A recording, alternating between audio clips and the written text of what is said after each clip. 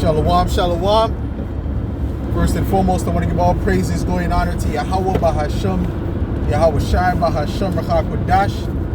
The belongs to my apostles and elders of Great Millstone. Salutations.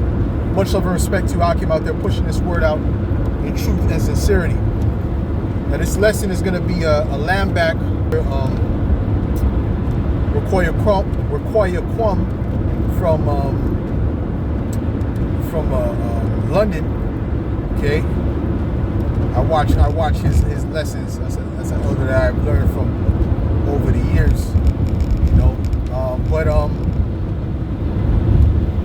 basically, you know, he had a lesson that said it's important to get prophecy correct so that his name is glorified, and I agree 100%. That was definitely in the spirit, because that's exactly what it's about. You know, we proclaim the prophecy accurately, so once it comes to pass, the glory goes to our God, okay, which is Yahweh Bahasham, Yahweh Shai. It doesn't go to Allah or Jesus the Christ or any of these other false names. Okay, it goes to Yahweh Bahasham, Yahweh Shai. And people are going to see that in these last days. Okay, they're going to start pulling up compilations of old videos, or making compilations of old videos where the apostles were speaking, where elders were speaking, where brothers were speaking, you know, and saying, see, all these things that this individual was saying has came to pass, or that these individuals were saying has came to pass. Maybe they're not so crazy after all. Maybe they're the only ones with the true doctrine, right? Especially when this wine becomes more valuable.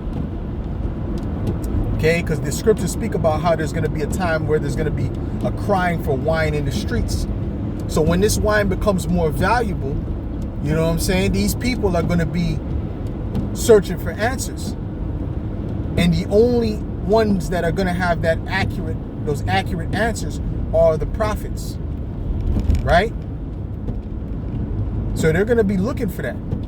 All right, more and more people are going to come up to the camps. They're going to be on the videos. The videos are going to blow up in popularity, because they're going to realize, listen, what these people are saying have been coming to pass. Yes, there's always going to be those that demonize. There's going to be more of those that demonize because of something called cognitive dissonance. They don't want to admit the truth. They want to believe a lie to stay within their comfort zone. Okay, but guess what? The elect. All right, the elect is going to come and understand the truth. Even some that are not of the elect are going to have to acknowledge that what we are saying is a fact. Even the heathen are going to have to acknowledge that. Okay?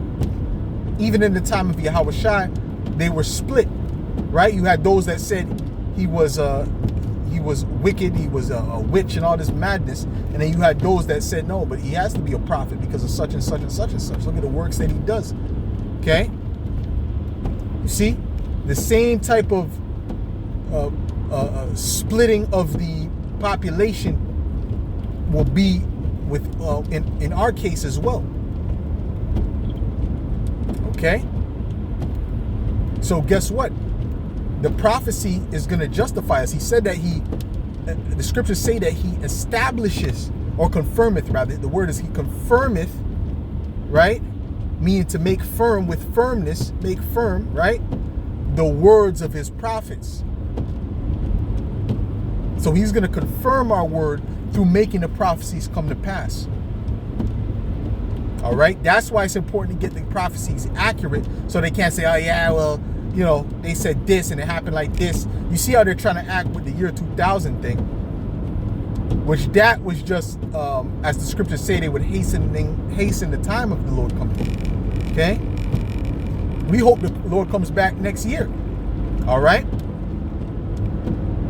And guess what? The Lord, and I'm going to show you something. The Lord doesn't deal with specific times.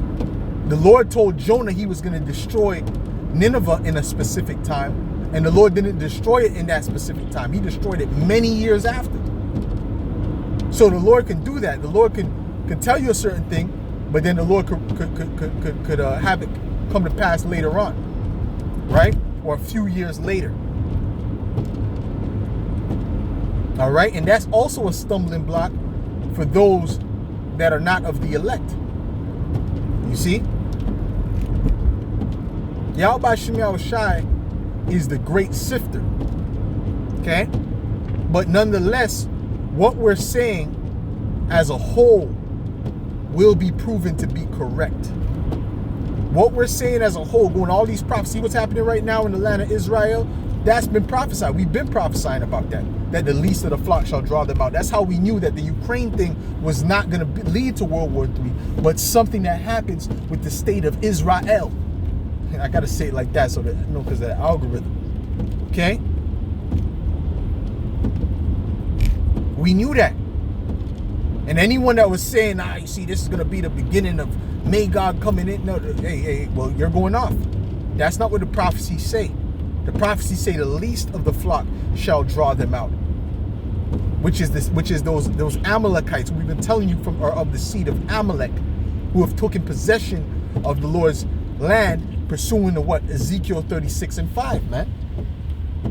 All right? That's who it is. Okay? It's not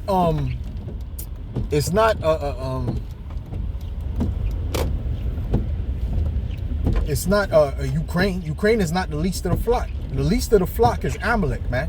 They always speak about how they're low in numbers and we're the lowest population and this and that. But we're threatened by all these nations. Well, the scriptures speak about how the earth was going to rise up against them. Okay? And all these nations were going to gather themselves in the valley of Yahweh Shaphat, which is in the Middle East. They were going to gather themselves in the Middle East, right? The Euphrates River would be a big part of that. Okay? That's why it's being dried up, as you can see it being dried up, proving to you that the scriptures is correct. Turn, man. Prove to you that the scriptures is correct. Okay? You see? Right? And that's all for the World War III that's getting ready to pop. But these guys that are in the land, they don't fit the prophecy.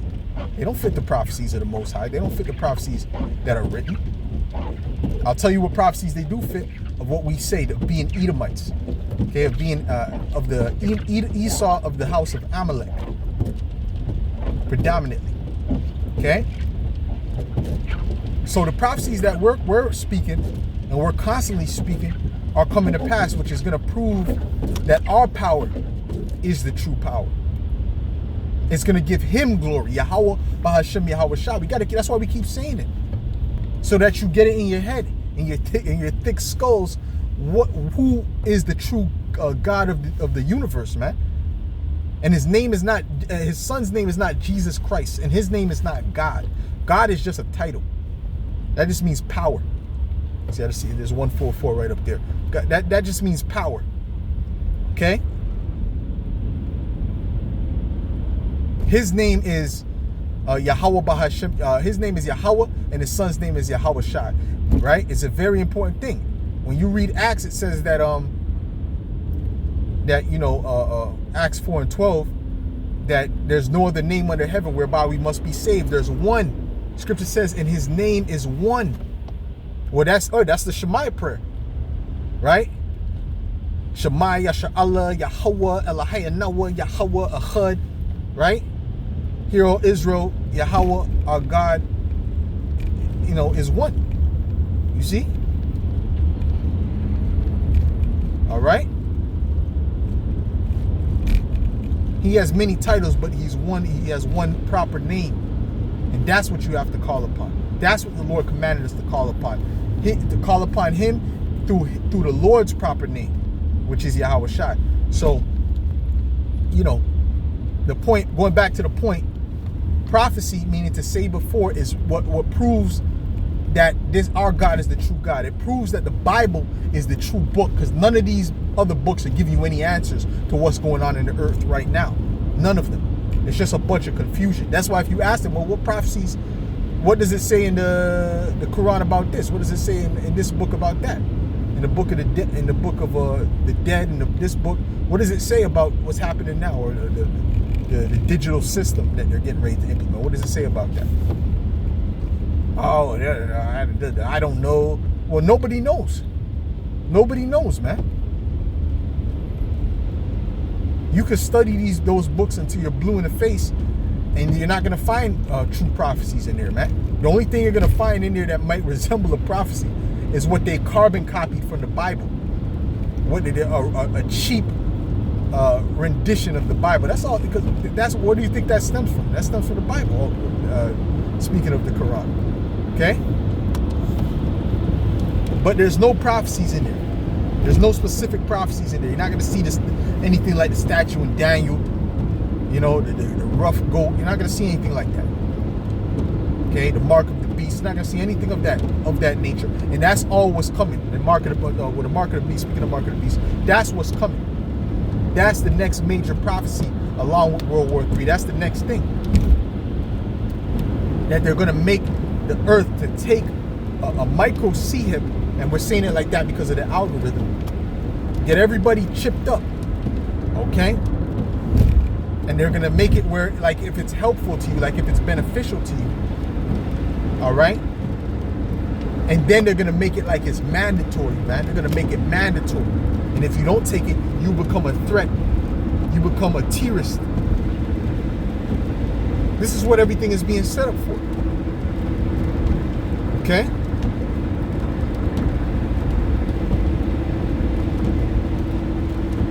All right? So we're bringing out the oracles of Yahweh Shem Yahushua. We're bringing out the prophecies correctly through the spirit and power of Yahweh Shem Yahushua from the apostles and elders on down. Okay? And there's a reason there's a body. If someone kind of gets out of line, the body, nope, that's not, nope, this is the correct way. Don't go that way, go this way. Kind of get a brother back in line, man. That's how it goes. To make sure everything is tight, wired tight. All right? So that what? That we study to show ourselves approved, a workman that needeth not to be ashamed. If we continue in truth, then guess what? Yahweh Shem Yahushua will make sure that we're not ashamed, man. Unlike these other camps, they get confounded left and right. Okay? So with that, Lord willing, this was edifying to the elect, and I'll say shalom.